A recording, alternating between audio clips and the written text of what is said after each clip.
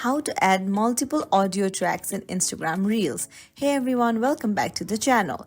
So first launch your Instagram app and then choose a video that you want to add.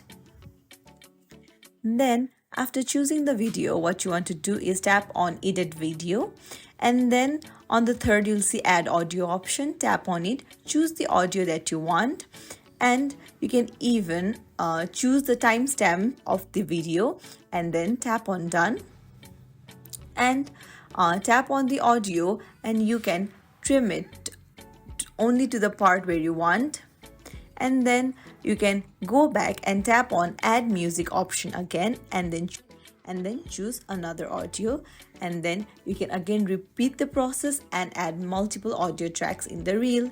And that's it. Thank you for watching. If you found this tutorial helpful, don't forget to like and subscribe to our channel for more tips and tricks.